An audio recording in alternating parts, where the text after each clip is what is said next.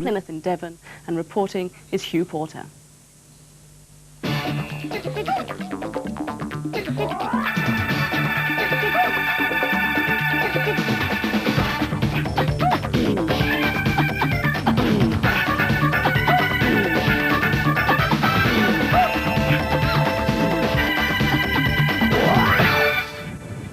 Mountain biking has become the leisure activity of the 90s, with over 1 million machines being sold each year in Britain alone.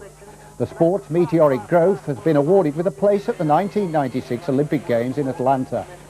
The other premier events are the World Championships and the World Cup Series. Today is the British round of the World Cup here in Newnham Park, just 5 miles from the famous naval base of Plymouth. The pattern of the racing is decided by the course and the weather. And here to show us round is Mark by Siegel. The Newnham Park course is a 6.5 mile loop ridden anti-clockwise, which with 4 main climbs takes the riders out onto the edge of Dartmoor. It includes river crossings as well as a number of technical sections such as the bomb holes and the steepest descent at the pipeline. However, with heavy rain in the lead up to the event, it's the wooded sections, particularly the off-camber descents, that should prove most testing. Well, the heavens have opened up again just before the women's 3-lap race, so while they line up, let's check out the main contenders. The 1990 world champion and winner of the World Cup Series last year, Julie's only been beaten by this field twice since '92. She's an excellent technical rider and will start this race as favourite. Paola was the surprise winner of the 1993 World Championships, but with a string of top 5 results so far this season, she looks set to confound the critics. The reigning European champion, Chantel, is another very good technical rider and thus capable of challenging Furtado. She's been dogged by misfortune recently, but her luck must change soon. Susan's great strength is climbing, but she also has a consistency that has netted her many top 3 places in the World Series, including a 2nd place here last year. Double national champion and European silver medalist, Caroline is Britain's best hope. She's probably the strongest rider in the field, but is often let down by her technique. The sun comes out as the women's race gets underway. This will dry out the course, but it'll make the muddy sections even stickier, slowing the competitors down. Canada's Alison Sidor heading the field, right down here to the first crossing of the Torrybrook River. That's her in the red and yellow, so she's made a good start. Heading up to the summit of the first climb, and it's the former World Road and Pursuit champion Jenny Longo on the right and Alexander on her left. Approaching the feared pipeline descent, Alexander's chosen a pearl line on the right, but Chantel Decour is spot on in the centre. Furtado just off her wheel. Here she is, Decour, foot down, speedway style, just to steady her. Furtado behind her, the world champion Petzo, then Sidor, Alexander 5th. He's Jenny Longo, not looking very confident. Oh, and she's down, Longo. I don't think we'll be seeing too much more of Jenny Longo in this race after that fall. Through the tricky bomb hole section, and it's Alexander again doing the driving at the front. Chantel Decour is with her, so is the world champion Petzo. Just fractionally off the pace, Furtado and De Matte complete this leading quintet. Decour now hits the front. She needs a good performance here. She hasn't finished the last 2 rounds, but she's got about 5 seconds advantage over the British champion, again Alexander and Furtado is reduced to running. First 3 through, De Matte's right up there on the pace as well. And here comes Sylvia First, former world champion back in 1992. 7th at this stage is Alison Sidor. And here comes the second Brit, Deb Burrell, and she's in the top 10, so she's made a good start. Lining up at the foot of Dragonfly Hill. This is the steepest incline. There won't be many that'll ride this. It's a real brute. Alexander is first off, Decour at the side of her. And here is Furtado, and news has come through that Furtado has taken a very heavy fall, and she's given her elbow a severe bang. This is a single track that leads out of the woods, and Alexander, the former draftswoman from Barrow and Furness, has drawn up a plan this year to mix it with the best. And she's setting a hot pace as the leading group begin to fragment. This is Petzo, another victim then of Alexander's attack, and she's 24 seconds back at this stage. But during lap 2, De Matte and Alexander both fell heavily on the pipeline descent, presenting Furtado and her GT teammate Decour with the top 2 places. So a lot of work for Alexander to do if she was to regain the leaders, and I think she'd have to do it on the climbs, for she was losing it on the descent.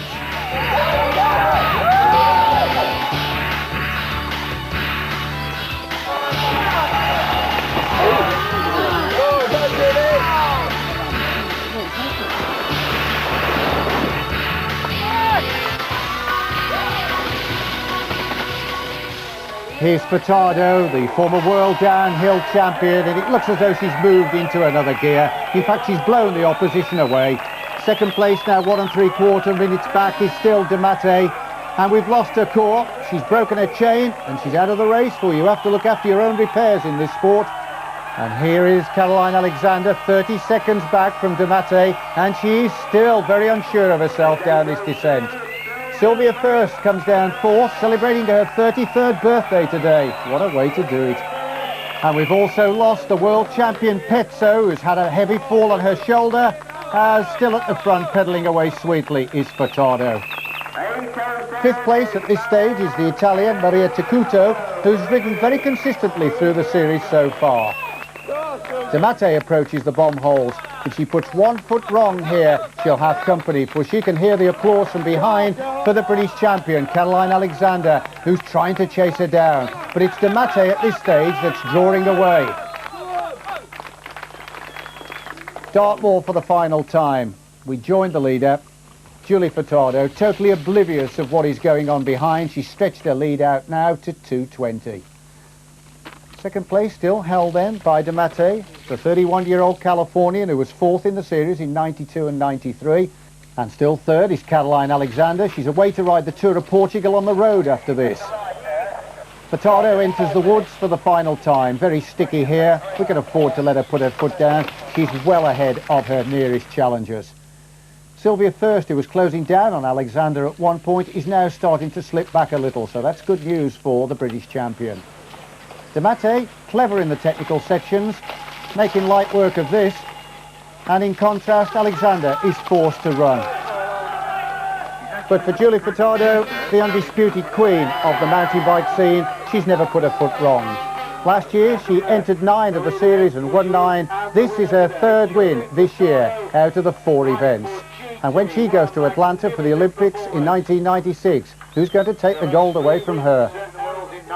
Demate comes home 4 seconds, just as she did last year, but she's almost 3 minutes back.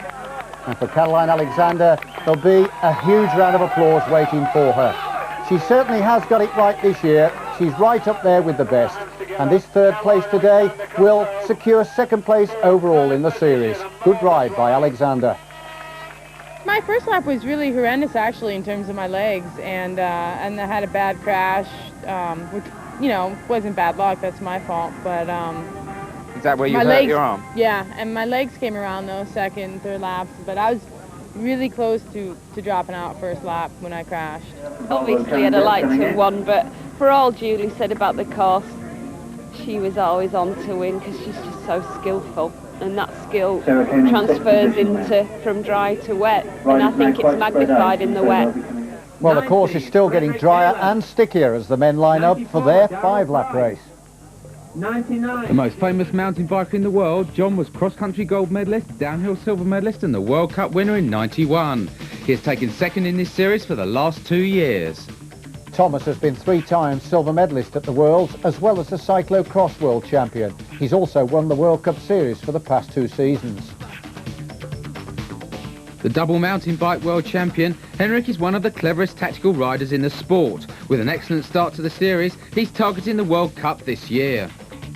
Last year, Tinker notched up his first World Cup win and took 5th in the series. He's a strong climber, often using big gears, but he's not keen on the mud.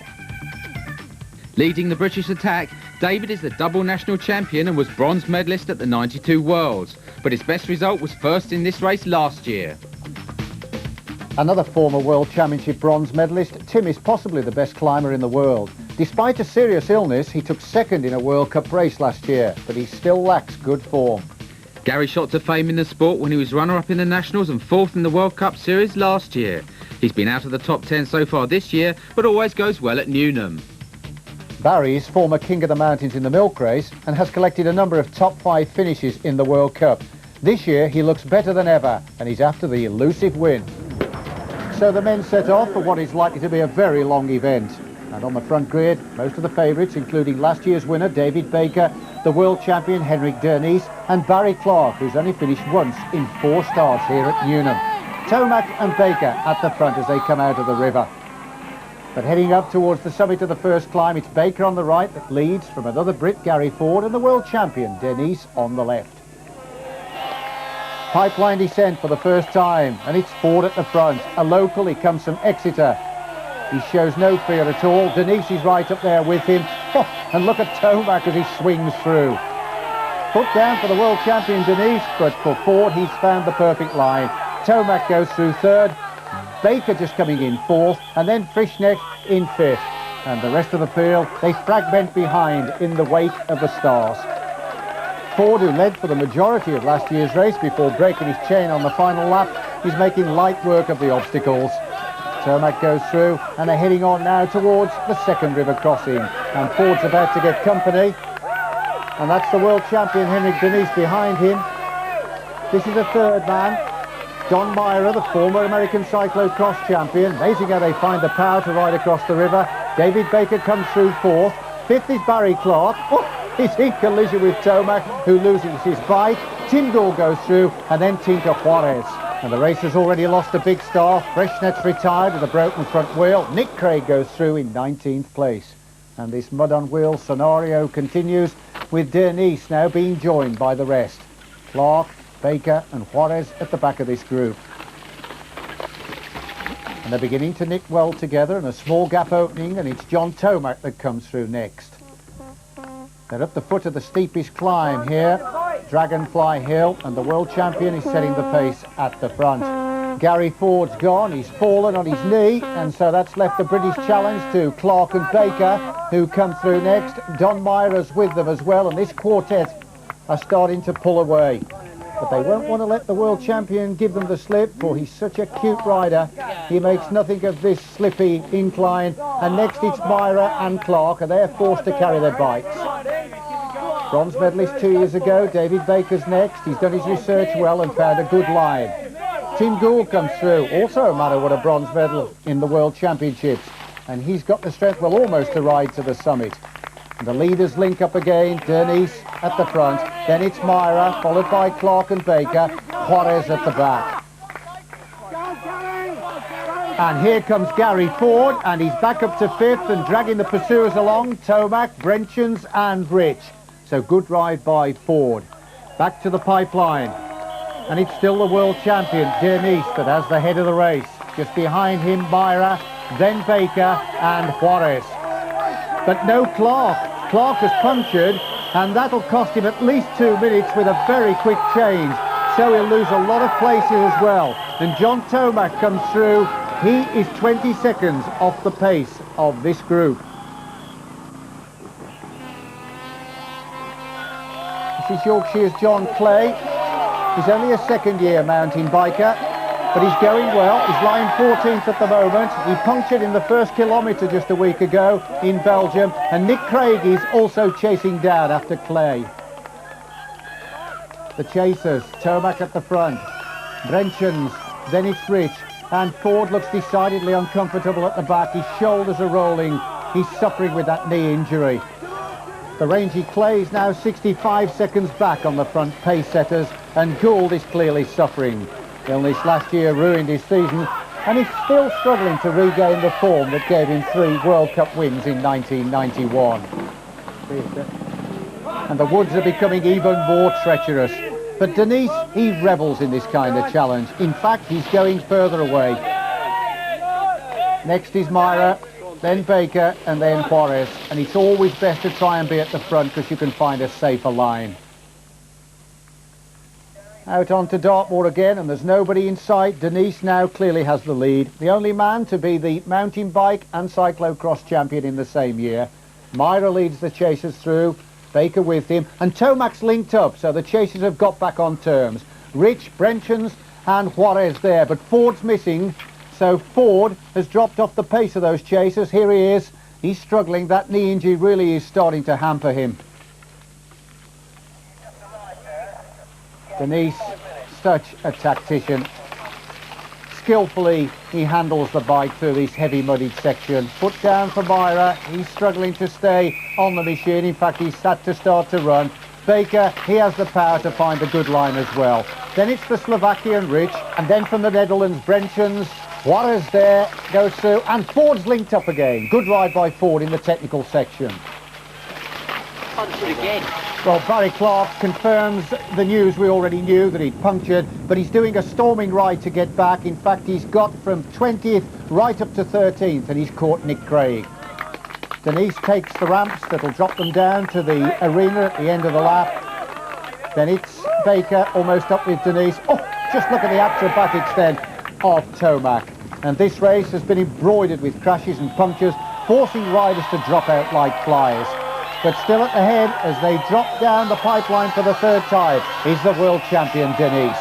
Baker's now almost up with him, and we caught a glimpse of Tomac just fractionally off the wheel of Baker. And these are the three leaders. No Brentjens though. Myra goes through fourth. Brentjens has punctured as well, the Dutchman. So this lets in Rich into fifth spot, and Ford is now up to sixth. And this is Clark, now seventh, and only 1:16 down. Staggering strength by the former milk race king of the mountains.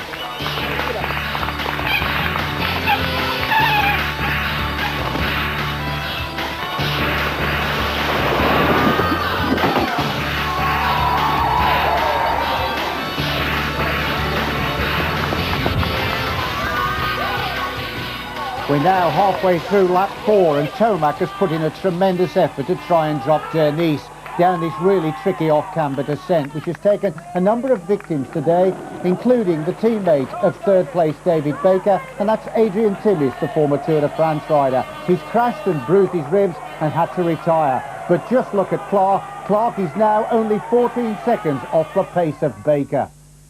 And the world champion Denise is now once again at the head of the race. He never panics. When Tomac caught him, he waited his time, and then he attacked, and he's opened up a 10-second lead. And a further 10 seconds back are the two Brits, Clark and Baker, and it's all down to them to challenge Tomac and Denise. Well, nearing the end of the lap, and Baker and Clark linked up with Tomac, but the Newnham jinx struck again. As Clark entered the arena to take the bell, he punctured, and he's had to retire out of the race. But at the head and down the pipeline for the final time, it's Denise still ahead. And falling back now is Baker. 50 seconds, in fact, well, he's starting to tire. And so is John Tomac. They've been out there for 2.5 hours, and there's still 30 minutes of racing left.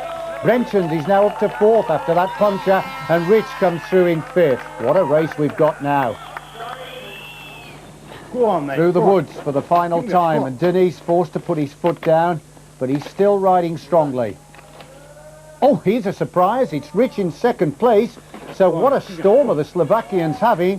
He's swept past Tomac, Baker and Brentjens, and he's now a serious threat to the lead of Denise. Baker comes through third, but he's starting to tire, and Brentjens has gone straight past him into third place. Denise heads down for the second river crossing on this final lap, and he will have been getting time splits from the spectators along the way.